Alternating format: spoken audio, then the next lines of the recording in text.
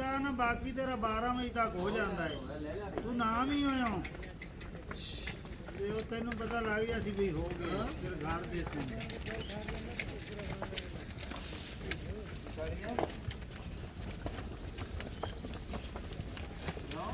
pursue ਦਾ ਸਿਰ ਖਾ ਗਏ ਉਹ ਤਾਂ ਵਾੜੇ ਛੱਤੀ ਨੇ ਮੈਨੂੰ ਕਰਦਾ ਖੂਨ ਕੀ ਬਣਿਆ ਉਹ ਵੇਖੀ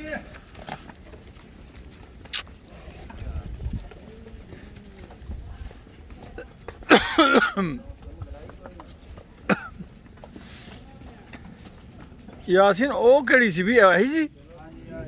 ਅੱਗੇ ਹੋ ਕੇ ਗਈ ਤੇ ਉਹਨੇ ਫਿਰ ਮੁੜੀ ਜਾਂਦੀ ਮੈਲੀ ਜੀ ਲੱਗਦੀ ਯਕਦਮ ਖੁੱਲੀ ਹੈ ਨਾ ਅੱਗੇ ਉਹ ਬਾਹਰ ਚੋਈ ਜੀ ਅੱਛਾ ਅੱਛਾ ਬੱਚੇ ਨੂੰ ਬੱਚਾ ਜਿਹੜਾ ਚੋ ਲਿਆ ਫਿਰ ਉੱਥੋਂ ਛੱਪੜੇ ਜੀ ਚਲੀ ਗਈ ਸਹੀ ਸਹੀ ਬਾਹਰ ਕੱਢ ਕੇ ਇੱਥੇ ਨਾ ਕੁਝ ਮੱਝਾਂ ਬੱਚਿਆਂ ਨੂੰ ਪਿਵਾਉਂਦੇ ਆ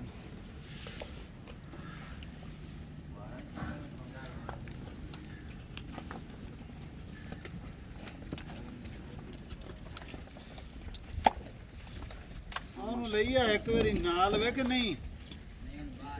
ਚਲੋ ਠੀਕ ਹੈ